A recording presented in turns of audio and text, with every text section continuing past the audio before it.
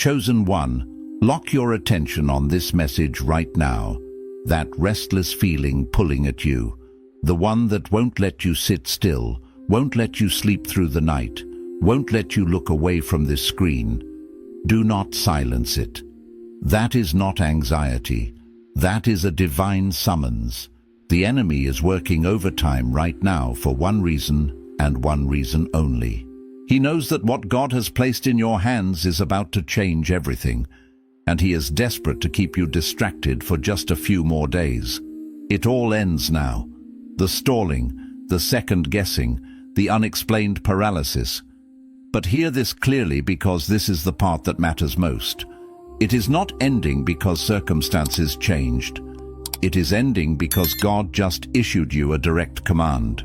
Think back to that moment this week, when you sat down to finally do the work, the project, the application, the assignment, the thing you know you were built for, and something pulled you away.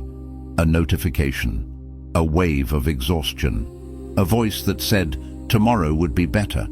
You thought that was just life getting in the way. It was not. That was interference.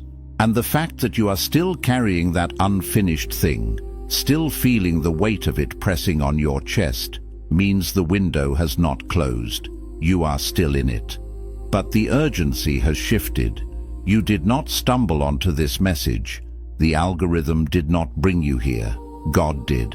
This is a divine appointment that was written into your timeline before you drew your first breath. You are not here by accident.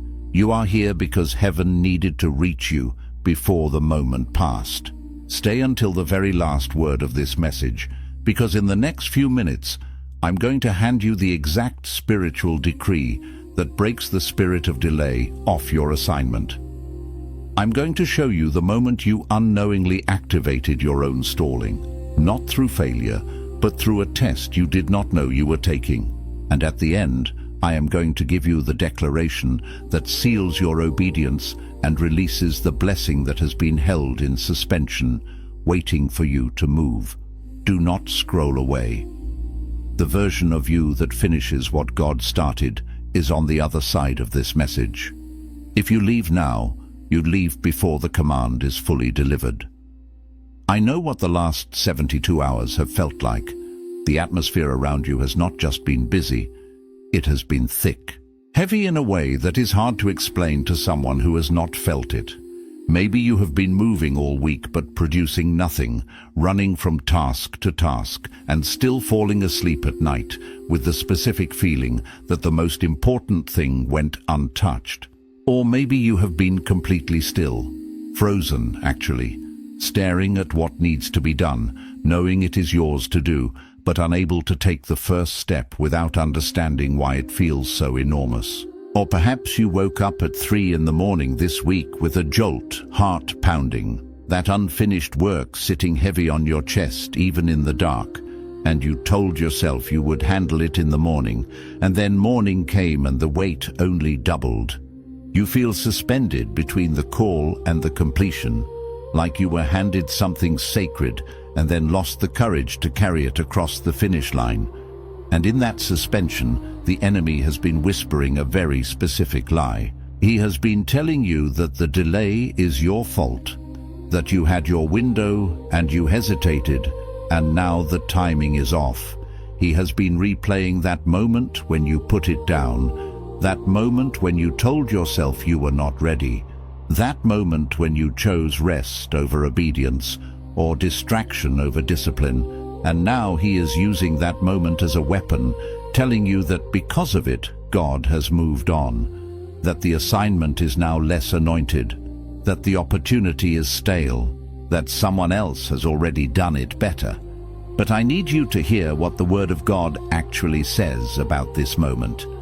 Ecclesiastes 9:10 says, "Whatever your hand finds to do, do it with all your might." Listen to what that is saying. Not whatever your hand already finished. Not whatever your hand did perfectly. Whatever your hand finds to do, meaning the thing still in front of you, the thing still waiting, the thing you have not completed yet. Do it with all your might. The command is present tense.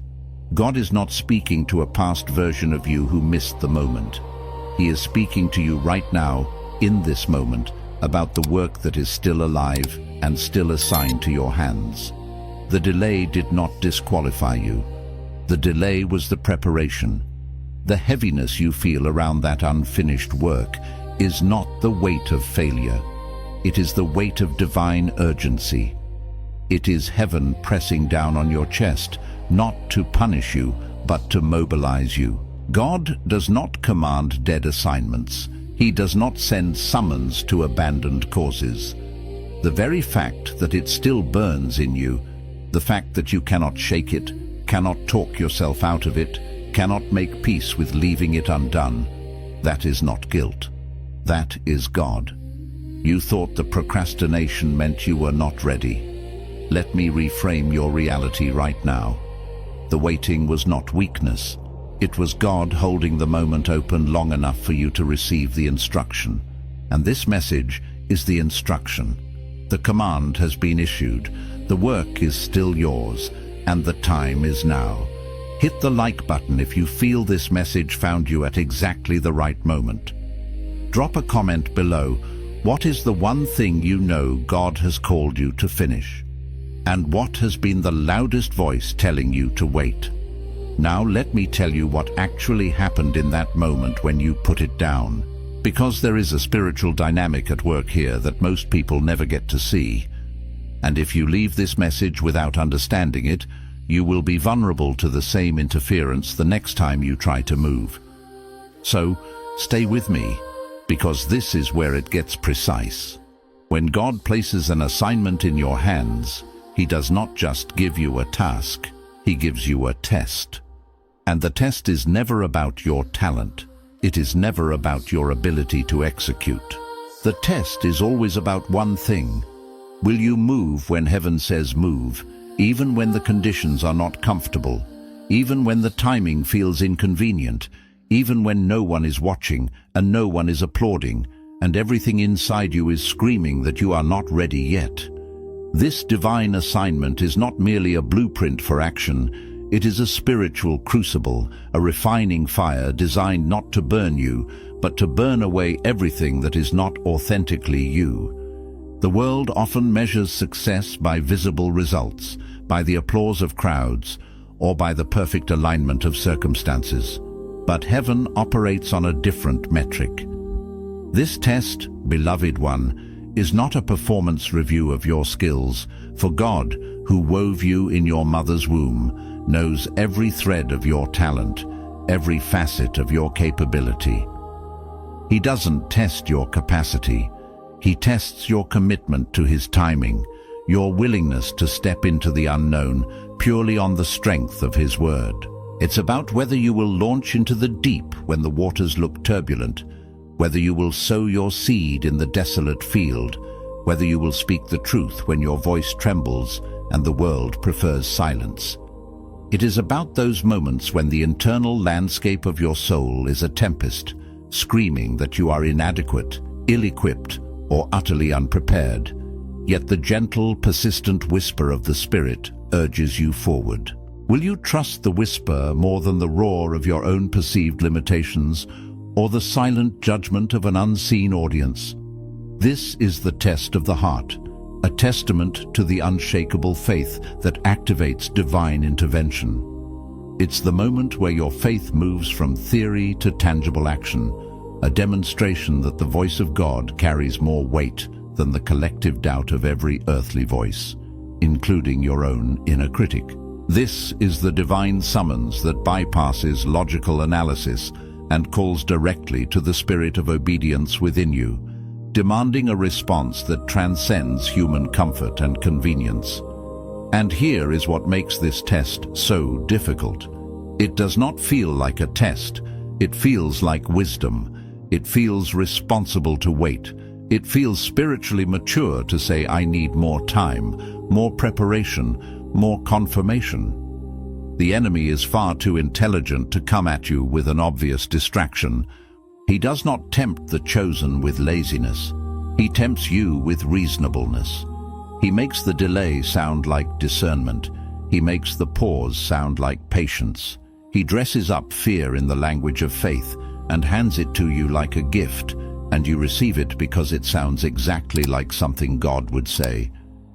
The insidious nature of this particular trial lies in its masterful disguise. It arrives not as a glaring red flag of temptation, but as a subtle, almost holy-sounding whisper, making delay appear to be the epitome of prudence. It doesn't present itself as blatant disobedience, but as elevated caution, cloaked in the robes of spiritual maturity. The adversary, having millennia of experience in spiritual warfare, understands the hearts of the chosen. He knows that overt temptations, laziness, overt sin, obvious distractions, are easily recognized and resisted by those whose spirits yearn for alignment with heaven. Instead, he employs a far more sophisticated strategy, a spiritual Trojan horse. He tempts you not with indolence, but with what appears to be profound discernment, not with recklessness, but with what masquerades as godly wisdom. He injects the venom of inaction into your spirit, but labels it as waiting on the Lord, making a deferral feel like a sacred act of patience. He wraps your deepest fears in the gilded paper of spiritual language, presenting it as a prudent request for more time, more preparation, more confirmation, arguments that sound entirely reasonable, entirely responsible, and disturbingly like something a truly devout soul would utter. This is the enemy's most cunning tactic, to use the very lexicon of faith to immobilize faith itself. He makes the chains of stagnation sparkle like jewels of spiritual insight, leading you to believe that your reluctance is a testament to your depth, rather than a surrender to fear.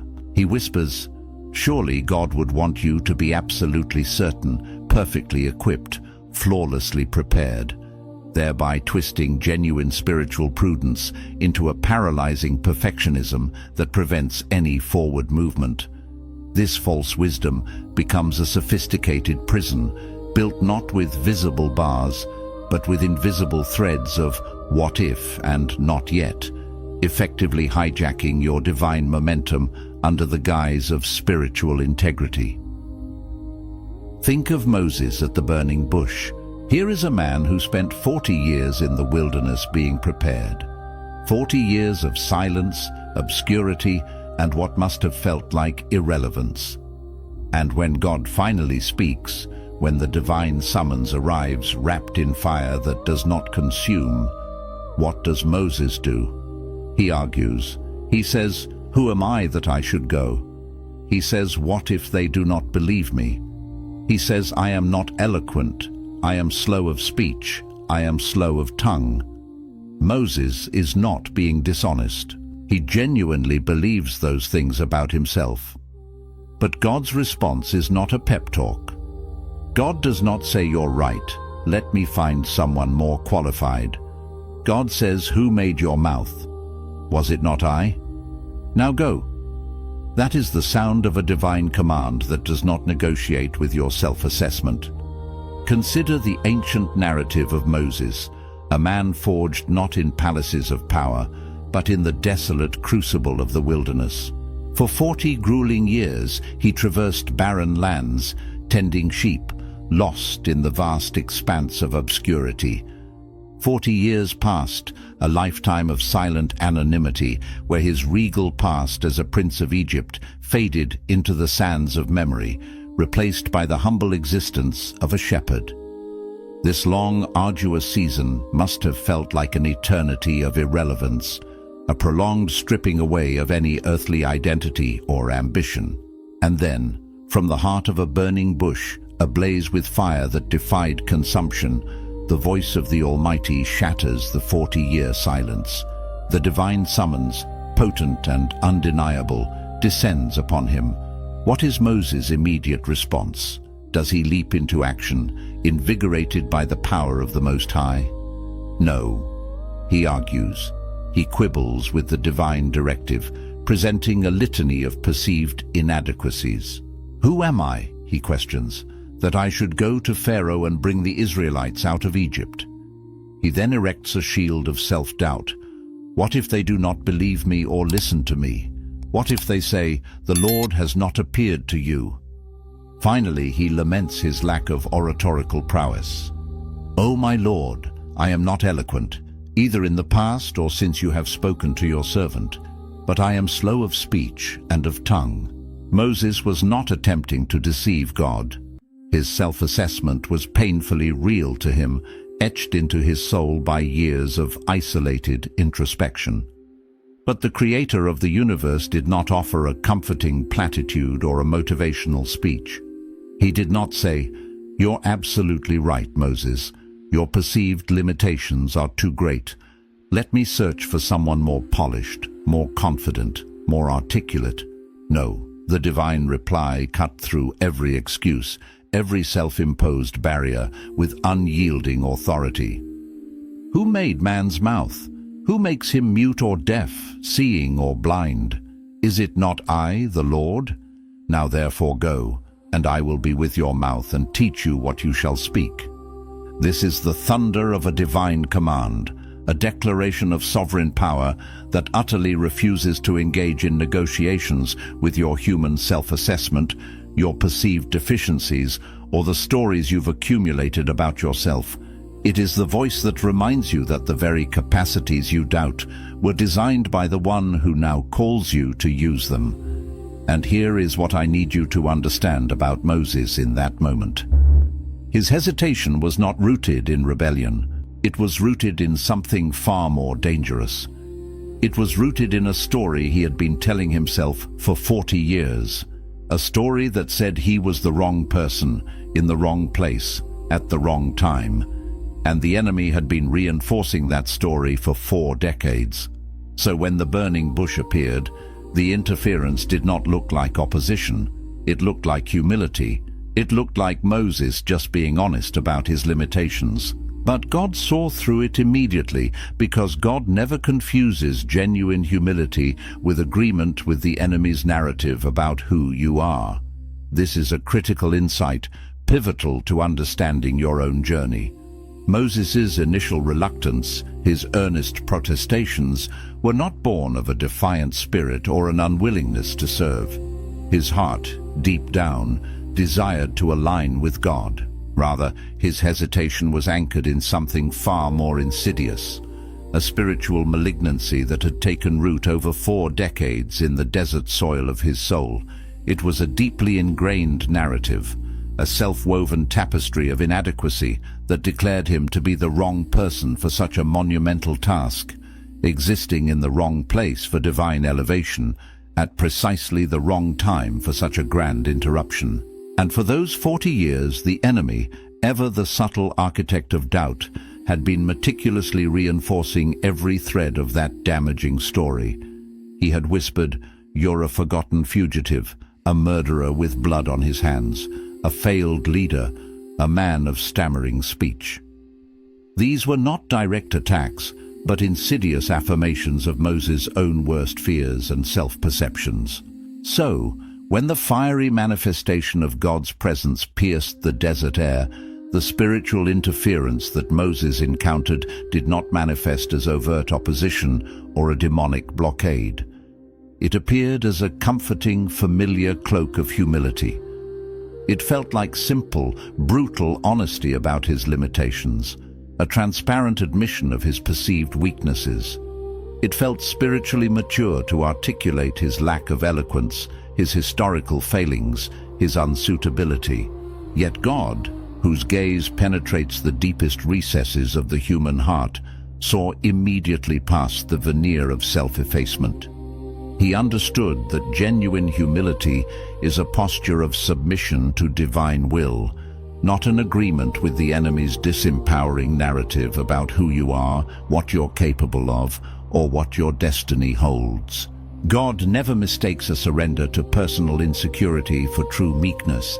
He discerns the subtle difference between acknowledging one's creatureliness before the Creator and allowing the voice of the accuser to define one's potential. And that is where you are right now. You have been agreeing with a story. Not a story someone else told you about your potential, but a story you have been telling yourself about your timing, your readiness, your worthiness to carry the thing God already placed in your hands. And that agreement has been the lock on the door that should have opened months ago. And this ancient struggle echoes in your present reality, reverberating in the very chambers of your spirit today. You, much like Moses, have unknowingly entered into an agreement with a story. This isn't necessarily a narrative imposed upon you by external voices, though those can certainly contribute. This is a far more insidious tale, one intricately woven by your own thoughts, articulated in the silent monologue of your mind. It's a story about your timing.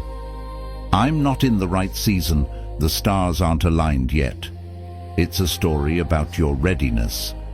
I need more courses, more certifications, more self-improvement before I can truly begin. It's a profound questioning of your worthiness. Who am I to steward such a significant purpose, to carry this divine weight?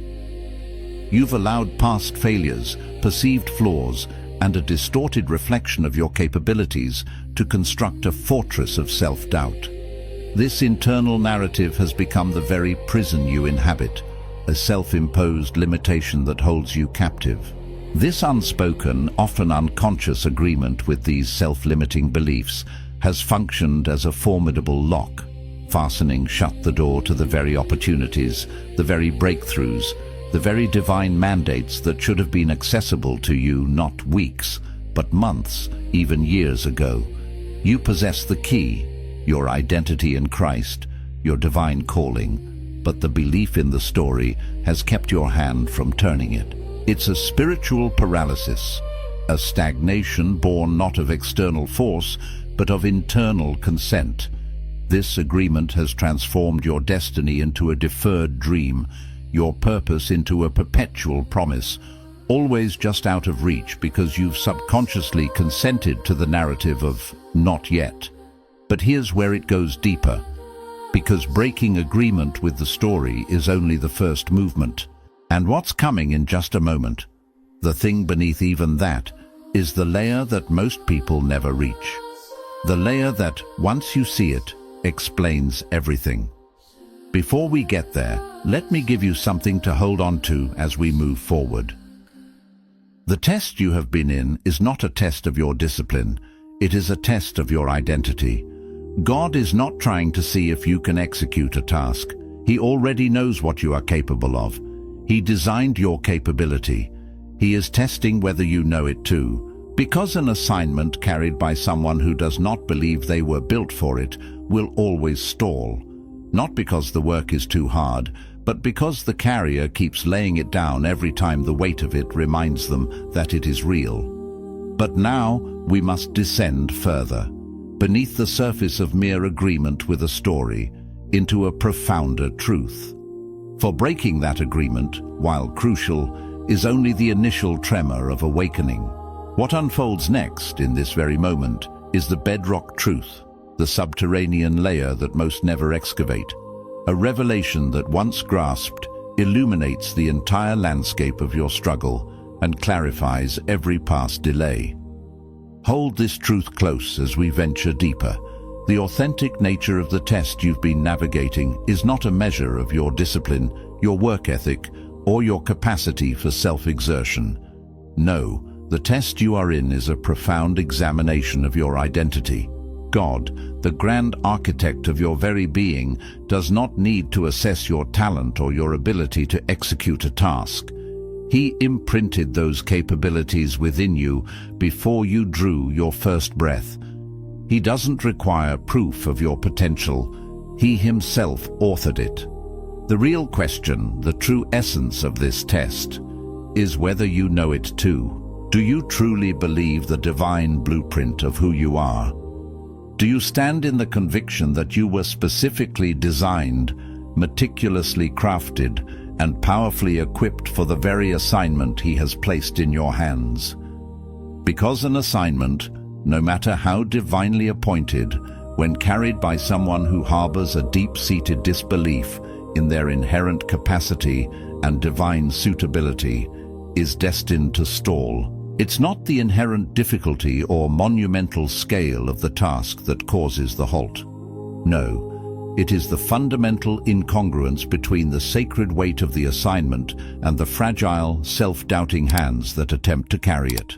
The carrier, still wrestling with their true identity, perpetually lays down the burden, not because the load is unbearable, but because every pulse of its reality, every echo of its significance, serves as a searing reminder of their own internal conflict, their unaddressed disbelief in the divine strength dwelling within them. It's like a priceless, potent elixir entrusted to a vessel that constantly questions its own integrity, leaking its power through doubt. The true weight is not external, but internal, the weight of an identity yet to be fully embraced. You have been treating your purpose like a suggestion, like something you will get to when you feel ready. But purpose does not operate on your emotional timeline.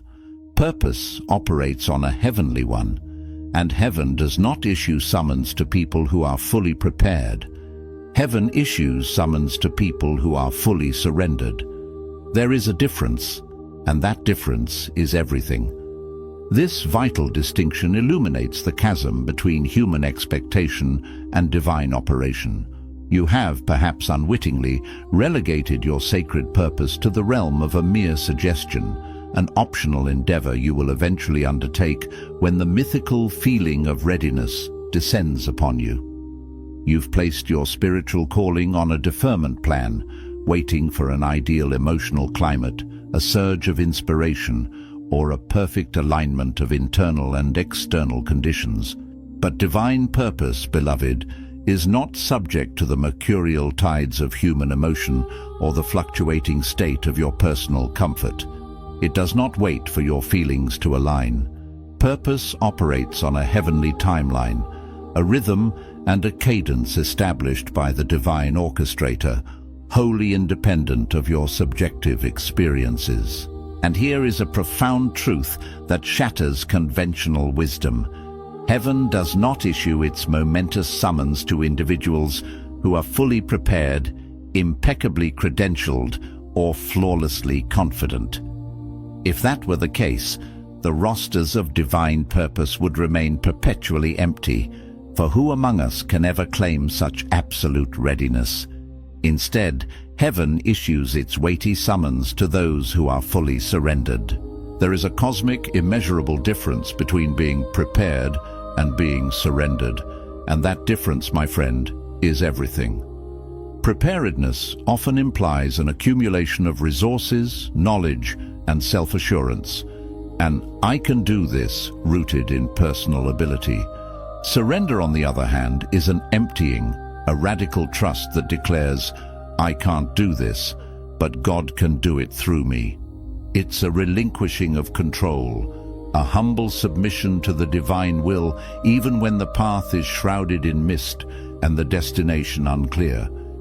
It's saying, "Here I am, send me," despite a pounding heart and trembling hands, knowing that the power is not derived from self, but from the source of all power.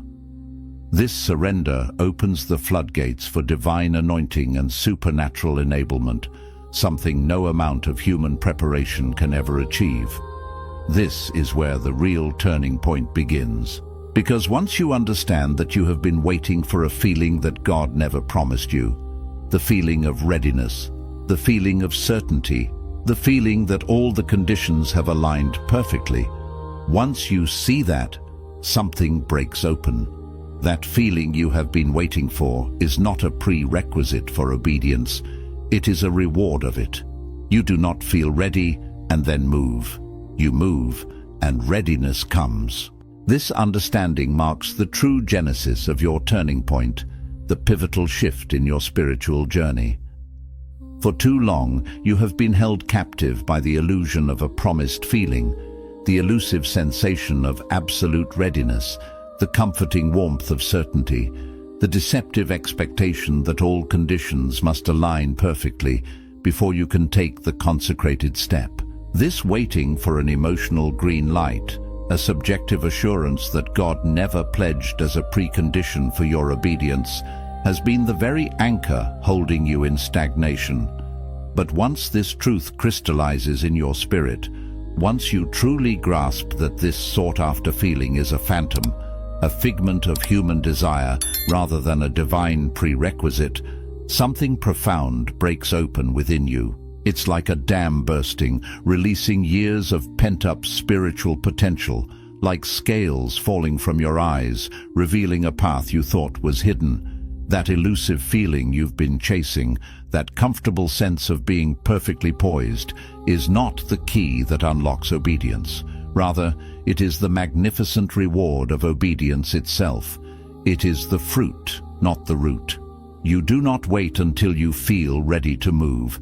That is a dangerous reversal of divine order. Instead, you move in faith. You take the initial, audacious step, and in the very act of that movement, readiness descends upon you like a mantle. The confidence blossoms not before the leap, but in mid-air. The clarity emerges not prior to the journey, but with each step taken. This is the divine economy of faith. Action begets assurance. Obedience births empowerment. The feeling of being ready is not a starting point to be attained, but a destination to be discovered through the courageous act of walking into the unknown, trusting the one who calls you. It's the difference between perpetually preparing for a voyage and actually hoisting the sails. The wind catches the sails only when they are unfurled. Think of Peter stepping out of the boat. Jesus says, "Come," and Peter does not spend 3 minutes calculating the wind speed and the wave height and whether his swimming ability is sufficient for the conditions. He steps out, and the water holds him, not before he steps, but the moment his foot makes contact with it. The miracle was on the other side of the movement, not on the thinking side, not on the planning side. The miracle was on the other side of the step. And that one thing you have been carrying, that thing that is still pressing on your chest even as you hear this message right now, the water is going to hold you too. But you have to get out of the boat. Cast your mind back to that tumultuous night on the Sea of Galilee, a powerful biblical illustration of this very principle. Jesus, walking on the storm-tossed waves, issues a simple 2-word invitation to Peter. "Come." Peter, impulsively, audaciously, does not pause for a meteorological assessment of the Galilean tempest. He does not engage in a rapid-fire calculation of the wind speed, the height of the surging waves, or an evaluation of his own aquatic prowess and survival skills. He doesn't deliberate on the logistical implications or consult with his fellow disciples for a consensus.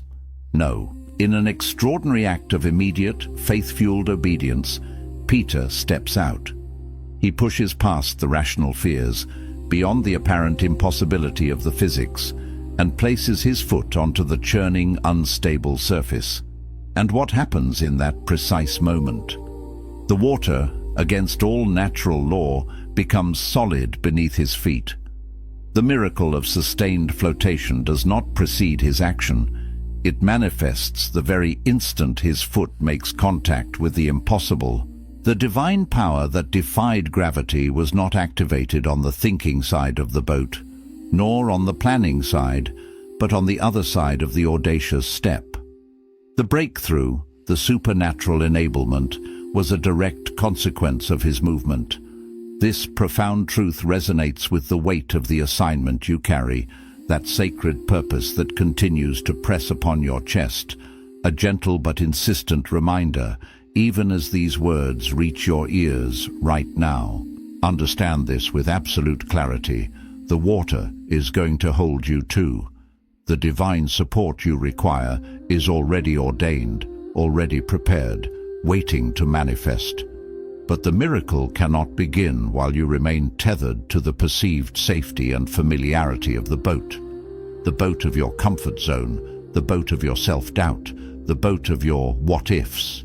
You have to make the move. You have to step out. It is in that courageous disembarkation, that faith-filled plunge into the unknown, that you will discover the unshakable foundation of God's provision and power. Now, once you understand that, you are ready for this. And this is the part that changes the trajectory of everything you do after today. There is a difference between delay and suspension. Delay is what the enemy creates to steal your momentum. But suspension, holy suspension, is what God uses to set the atmosphere for a release that cannot be stopped once it begins. The question you need to answer is not how long have I been waiting? The question is, which one has this been? Because if it has been holy suspension, then what is coming on the other side of your obedience is not just completion, it is acceleration. It is the kind of forward movement that makes people around you ask what changed. Because suddenly everything that was stuck starts moving at once. With this newfound clarity, you are now prepared to receive an insight that will fundamentally alter the trajectory of your entire spiritual journey from this day forward. There exists a crucial, often misunderstood distinction between delay and suspension. Delay is a tactic of the adversary, a calculated maneuver to inject friction into your progress, to drain your spiritual momentum, to erode your faith through protracted waiting and perceived stagnation. It is a theft of time and energy, designed to wear down your resolve until you abandon the assignment entirely. But then there is suspension, a holy suspension, ordained and orchestrated by the hand of God Himself. This divine pause is not about holding you back. It is about setting the perfect atmosphere, cultivating the precise conditions for a release that, once initiated, will be utterly unstoppable. It is a period of divine incubation, a subterranean work of preparation and alignment that occurs beneath the visible surface of your circumstances. Therefore, the pivotal question for you is not simply, how long have I been waiting, but rather, which of these has this season truly been? Has it been an enemy-induced delay or a God-ordained holy suspension? If, by the discerning eye of your spirit, you recognize that this has been a holy suspension, then prepare yourself for a magnificent truth. What awaits you on the other side of your renewed obedience is not merely the satisfactory completion of your task. It is a phenomenal acceleration. It is a sudden, powerful surge of forward momentum, akin to a coiled spring finally released, or a river breaking through a long-held dam. This acceleration will be so palpable, so undeniable, that those around you will be compelled to ask, what changed? What shifted? Because suddenly, every element that seemed stuck, every barrier that appeared immovable, begins to move, not incrementally, but simultaneously, in a cascade of divine progress. This is the breakthrough that swallows up all past frustration, the speed of heaven made manifest on earth. Joseph in the prison did not know that in 24 hours he would be standing before Pharaoh. He had been in that place of suspension for years, falsely accused, seemingly forgotten, his gifts underutilized and unrecognized. But he kept doing what his hands found to do, even in the confines of a place that felt like it was the wrong place entirely. He interpreted dreams in a prison cell. He served faithfully in a context that felt like punishment. And then in one moment, one divine moment, the suspension ended and the acceleration began. From the prison to the palace in a single day. That is what holy suspension looks like when it breaks. And I want you to understand that your suspension is not a sign that God forgot you. It is a sign that the release, when it comes, is going to be undeniable, unmistakable, the kind that cannot be explained by your own effort alone. Consider the compelling saga of Joseph, a man plunged into the depths of a literal prison, utterly unaware that within the span of merely 24 hours, he would be standing in the resplendent halls of Pharaoh's palace, poised to become the second most powerful man in Egypt.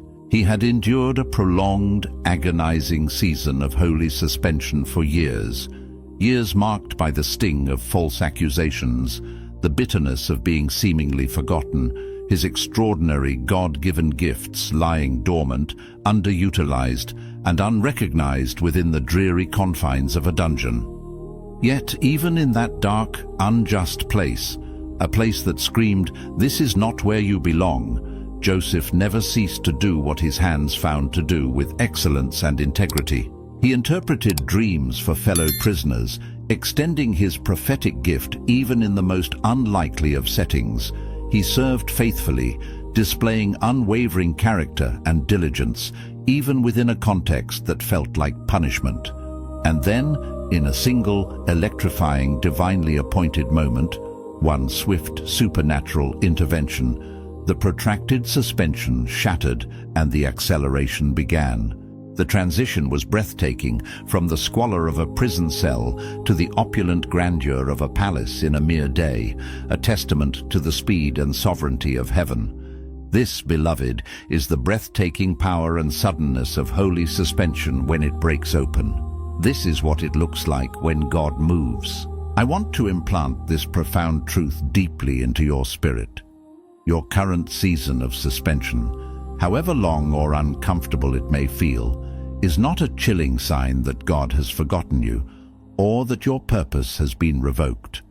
On the contrary, it is a powerful indicator, a prophetic marker, that the release, when it finally comes, will be so overwhelmingly undeniable, so utterly unmistakable, that it will defy all human explanation. It will be a manifestation of divine power that transcends your own efforts, your own calculations, your own capacity to orchestrate. It will be a testimony so grand, so clearly stamped with the fingerprint of God, that it leaves no room for doubt about its origin. It's the moment when heaven pulls back the veil and shows its hand, and the world stands in awe.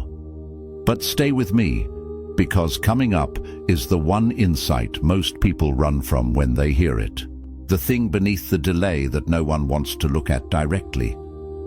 And it is the key to making sure this cycle never repeats itself. Here is the part no one wants to hear. And I need you to receive this with an open spirit, because this is not condemnation. This is liberation. The deepest root of your stalling is not fear of failure. Most people assume it is. They look at their procrastination and they diagnose it as insecurity, as self-doubt, as not believing in themselves enough. And yes, there are elements of that. But underneath that fear of failure, there is something more precise, something that requires a little more courage to name. It is fear of becoming, not fear that you will fail at the assignment. Fear of who you will have to be once you complete it. Because completing the thing means you are no longer in the process. You are in the arrival.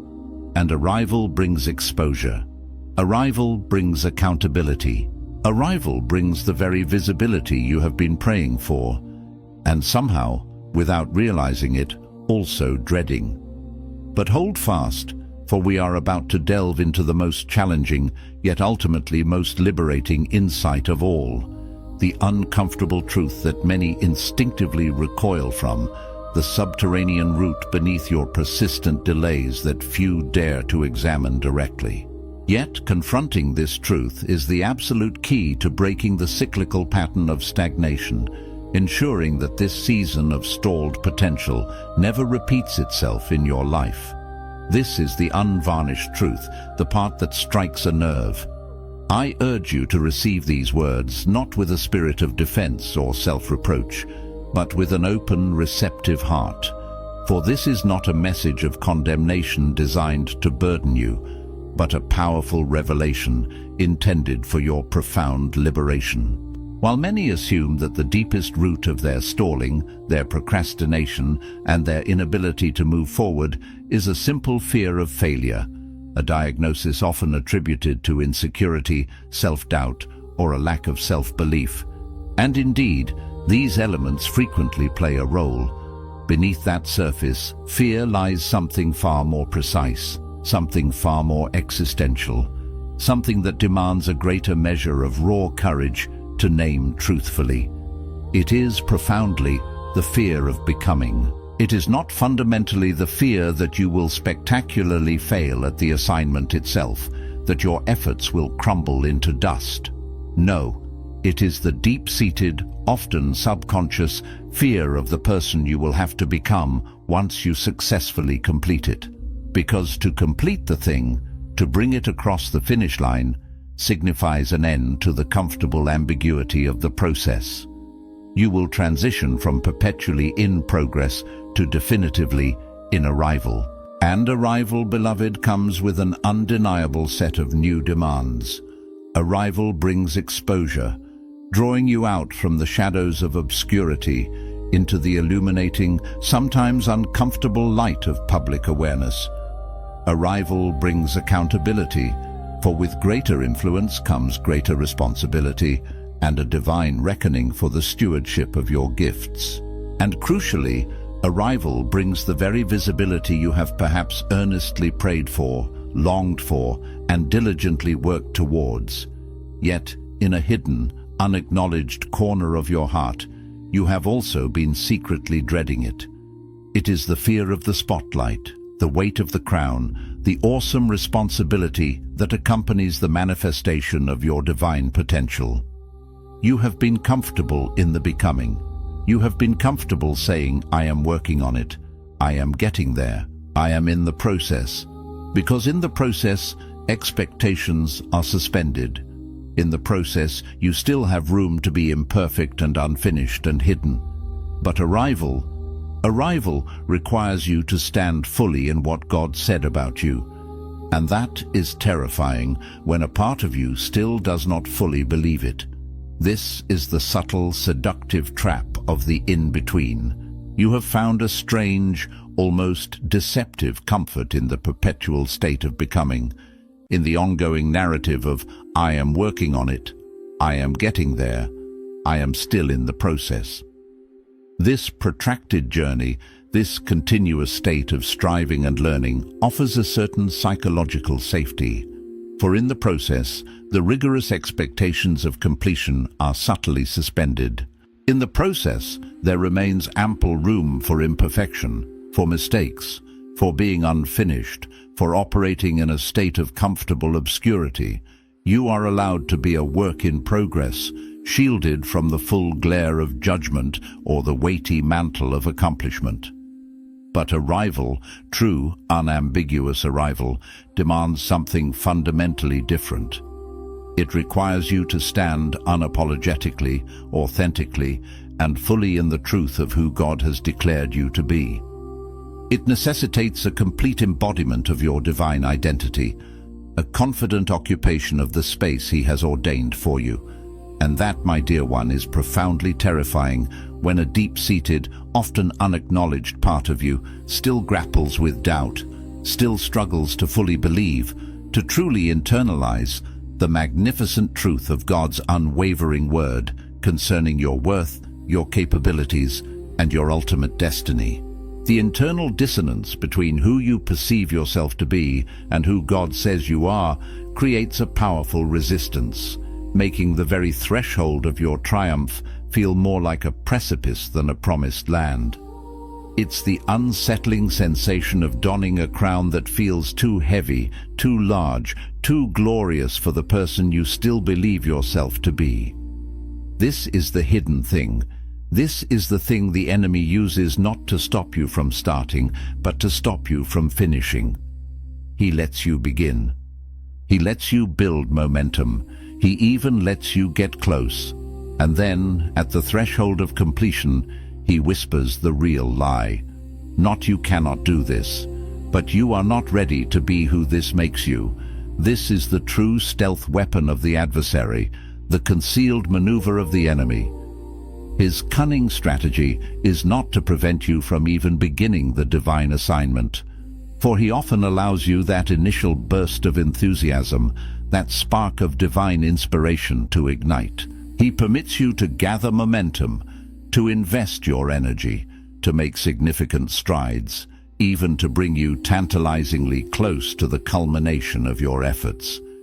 He lets you build, He lets you dream, He even lets you feel the exhilarating proximity of achievement.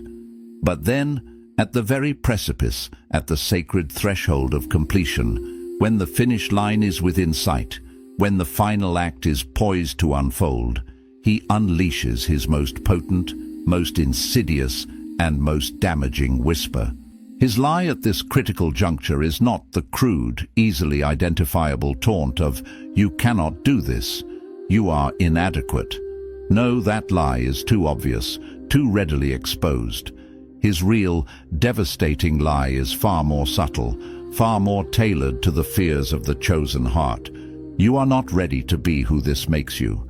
It's an attack on your future self, a poisonous suggestion that the glory, the responsibility, the new identity that accompanies completion is a burden too heavy for your current self to bear. He knows that if he can convince you that the transformed you is unmanageable, undesirable, or simply too much, you will self-sabotage, pull back from the brink of your own breakthrough, and choose the familiar comfort of the almost done over the terrifying magnificence of the fully realized. And I'm going to challenge you with something right now that is going to require you to be completely honest. The question is not whether you are ready to finish the work. The question is whether you are ready to receive what comes after you do, because God has not just been waiting on your obedience, He has been preparing a response to it. And that response is so beyond what you have allowed yourself to imagine that the part of you still bound by small thinking has been quietly sabotaging the very steps that would bring you into it. Now I must present you with a challenge, a direct invitation to profound self-honesty, demanding that you look squarely into the mirror of your soul without reservation. The critical question, the real crucible for your spirit, is not merely whether you possess the capacity or the will to finish the work that God has placed in your hands. That is often a secondary concern. The true piercing question is this: are you ready to receive what comes after you do? Are you prepared for the glorious, often overwhelming consequences of your completed obedience? Because God, the faithful covenant keeper, has not been passively observing your journey, patiently waiting for your decision to act. No, His divine activity is far more proactive, far more expansive. He has been meticulously, lovingly, and powerfully preparing a magnificent response to your obedience, a divine recompense that transcends the wildest reaches of your human imagination. This prepared response is so vast, so rich, so overflowing with blessing and expanded purpose, that the part of you still clinging to small thinking, still bound by the limitations of your past self-perception, has been quietly, insidiously sabotaging the very steps, the very choices, the very movements that would usher you directly into this breathtaking inheritance. It's a self-inflicted resistance, a subconscious fear of the boundless good that God intends to pour out upon you. Like a vessel accustomed only to drops, fearing the deluge of a river, you've inadvertently held back the flow, not because you don't desire the river, but because you doubt your capacity to contain its vastness. The truth is, your small thinking has made the magnificent feel dangerous, the abundant feel unmanageable, and the breakthrough feel like a terrifying unknown. You have been afraid of your own breakthrough, not because you are weak, but because something in you still has not settled into the fullness of what God called you. And until that settles, until the internal identity catches up with the divine assignment, the external completion will keep feeling like a threat instead of a reward. To be starkly honest, a part of you has been afraid of your own breakthrough. This is not a judgment of your character or an indictment of your strength. It is a diagnosis of a profound spiritual reality. It's not born from weakness, but from an unsettled core, an unaligned truth deep within your being. There is still something in your inner landscape, a fragment of your identity that has not fully settled into the magnanimous or inspiring fullness of who God has called you to be. It's like a grand symphony waiting to be played, but one instrument still believes it's meant for a simple tune. And until that internal dissonance resolves itself, until your deeply held internal identity fully catches up, fully aligns, and fully integrates with the profound scope of the divine assignment, the external completion of your purpose will continue to register in your spirit, not as the anticipated reward, but as a looming threat. It will feel like an imposition, a burden, a dangerous step into an unknown identity that feels too grand, too weighty, too exposed. This lack of internal congruence creates a spiritual tension where the very blessings God intends to bestow are perceived as potential liabilities, and the very liberation He offers feels like a terrifying plunge into unfamiliar waters. The external manifestation of your purpose is merely a reflection of your internal conviction. Until you truly believe you are the person God says you are, the fulfillment of His promises will feel like a costume you're not ready to wear, rather than the true garment of your destiny. And now here is what I did not expect to tell you today, because this is the layer beneath the layer. This is the thing that, once you see it, reframes everything else this message has built. The assignment God gave you was never primarily about the thing you produce. It was about the person you become by finishing it. God is not primarily after your output. He is after your transformation, and the enemy knows that if you complete this, if you push through the threshold of that final resistance and bring the thing across the finish line, you will never approach an assignment the same way again. You will have developed something in your spirit that cannot be taught in preparation. It can only be forged in completion. And once you have it, once you have walked through that final door and discovered that the water held, that the provision came, that the anointing was there even when the confidence was not, you will be permanently dangerous to the kingdom of darkness. And now, allow me to reveal a truth that, honestly, I hadn't originally planned to articulate today. This is the deepest stratum, the layer beneath the layer, the fundamental insight that, once grasped, will utterly reframe and revolutionize every other truth this message has meticulously constructed. The profound, overarching purpose of the assignment God entrusted into your hands was never, at its core, primarily about the tangible thing you would produce, not the book you write, the business you launch, the ministry you build, or the relationship you heal. These are merely the visible manifestations.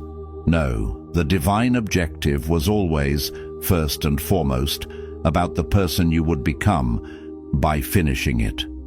God is not chiefly concerned with your output, with the metrics of your accomplishments. His burning desire, His ultimate aim, is your profound spiritual transformation. He uses the assignment as a divine crucible, a spiritual gymnasium for the forging of character, faith, and identity.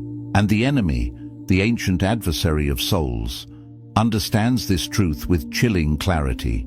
He knows with absolute certainty that if you complete this task, if you successfully push through the formidable threshold of that final, insidious resistance, if you defy every whisper of doubt and procrastination and boldly bring this thing across the finish line, you will be irrevocably changed.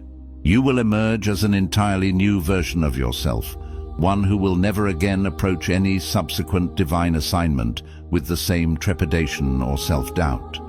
You will have cultivated, developed, and ingrained something profoundly powerful within the very fabric of your spirit, a spiritual resilience, an unshakable confidence in divine enablement that simply cannot be acquired through any amount of preparation, study, or theoretical understanding. This invaluable attribute can only be forged in the searing heat of completion, in the lived experience of courageous obedience. And once you possess that, once you have walked through that final, formidable door of done, once you have personally discovered beyond all intellectual assent that the water did indeed hold you, that the precise provision arrived exactly when needed, that the anointing was powerfully present even in the glaring absence of your own self-confidence. Once you have this undeniable testimony etched into your soul, you will be permanently dangerous to the kingdom of darkness. You will become an unstoppable force, a living testament to God's faithfulness, and a formidable threat to every lie the enemy attempts to sow. That is what he is actually trying to stop, not the project, not the application, not the assignment. He is trying to stop the version of you that exists on the other side of your obedience. This is the crux of the spiritual battle, the true objective of the enemy's relentless interference. He is not primarily targeting your project, your entrepreneurial endeavor, your application for that pivotal role, or the specific assignment itself. These are merely the battlegrounds.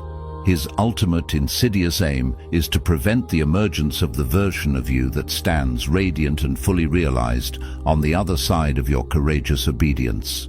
He wants to keep you small, confined to the familiar and the comfortable, never fully stepping into the divine potential that completion unlocks. He fears the transformed you, the empowered you, the you who walks in an undeniable anointing and unshakable faith, because that version of you poses an existential threat to his dominion of doubt and delay. And what most people do not realize is that God already sees that version of you. He has been speaking to that version of you this entire time. When he called you chosen, he was not speaking to who you are in the delay. He was speaking to who you are in the completion.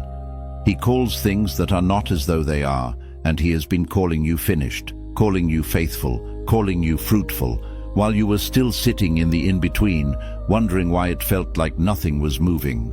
And here is a profound, comforting, yet often overlooked truth that most people fail to grasp in the midst of their struggle.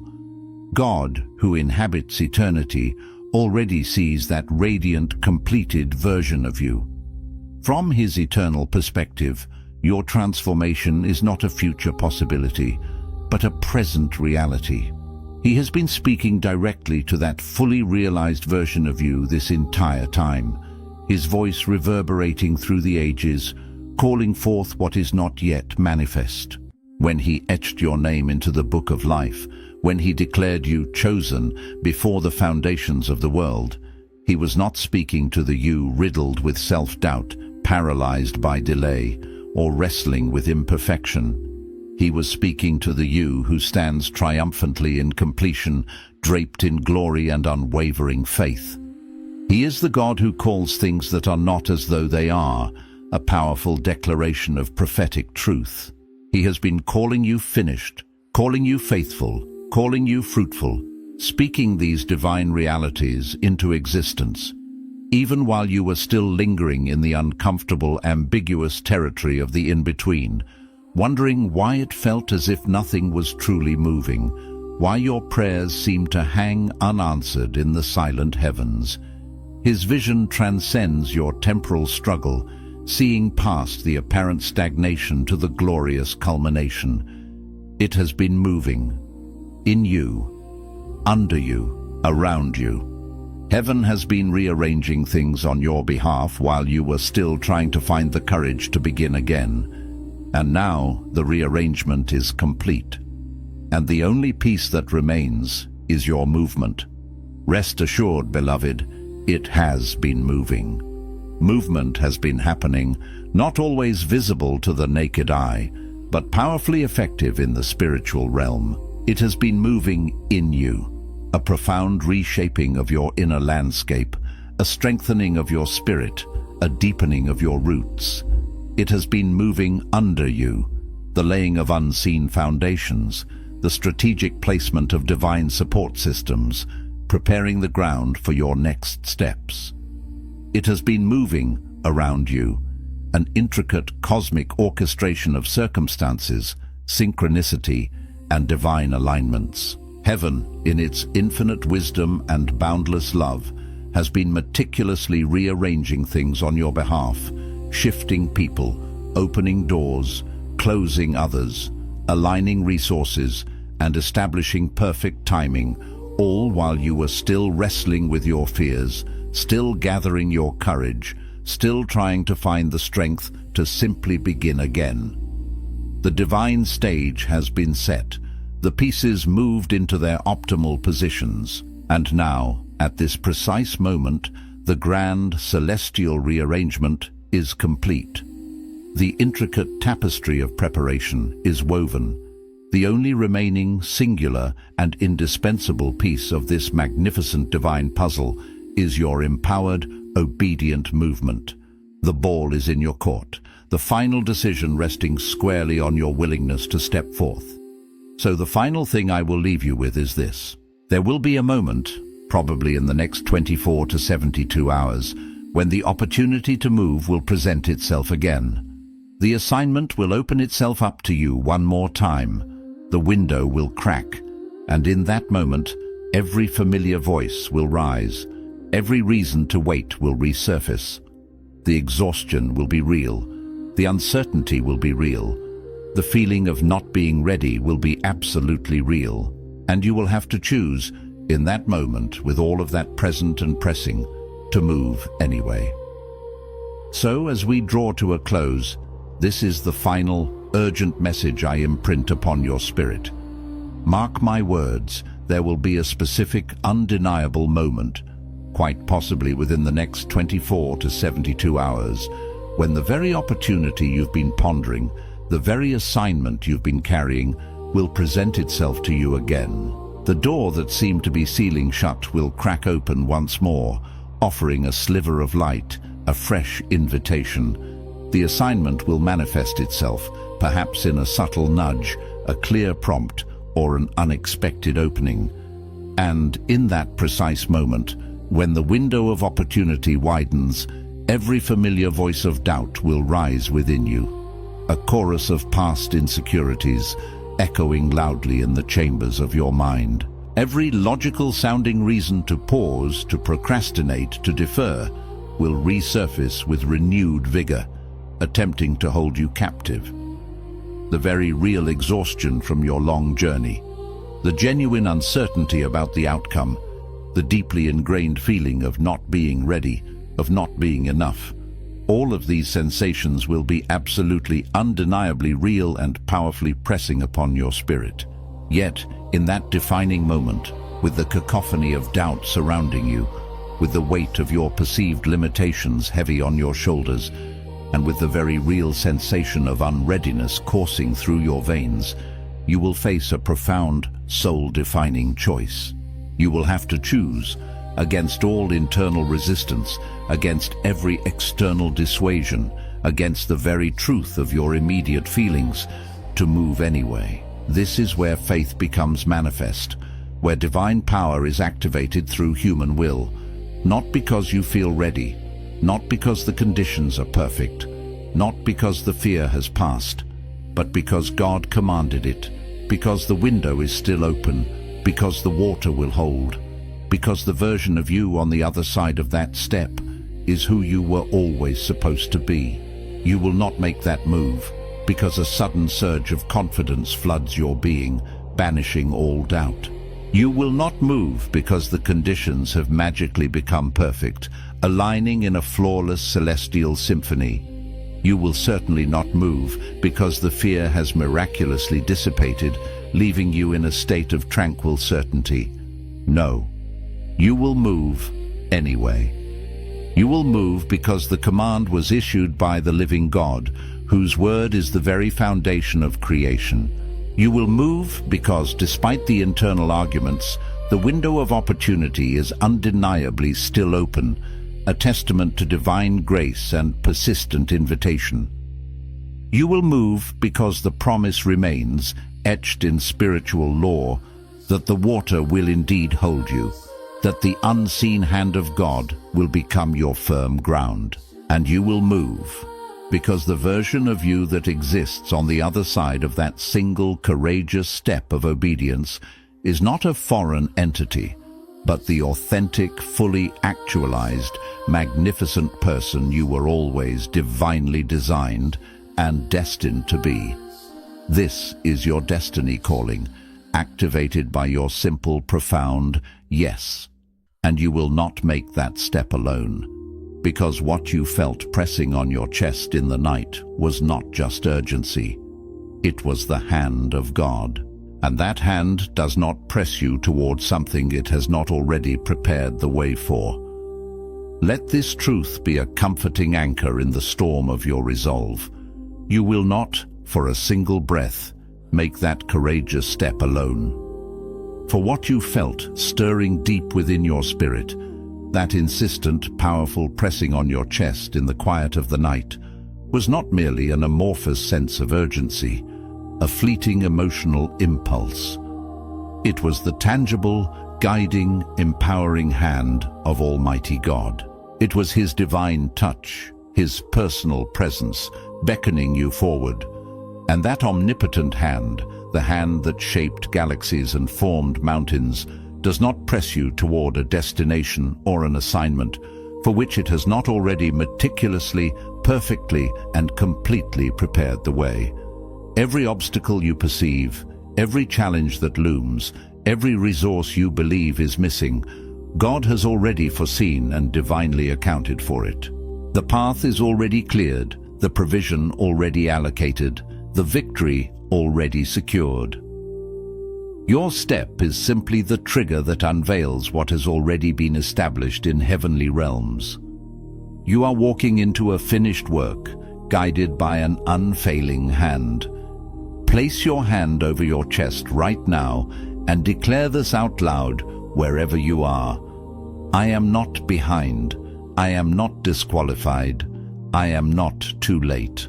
I break every agreement I have made with delay, with doubt, with the lie that the window has closed. I release the fear of becoming. I release the comfort of the in-between. I step into the fullness of what God has already called me, already prepared me, already positioned me for. The assignment in my hands is still alive. The anointing on my life has not lifted. I will finish what heaven started in me.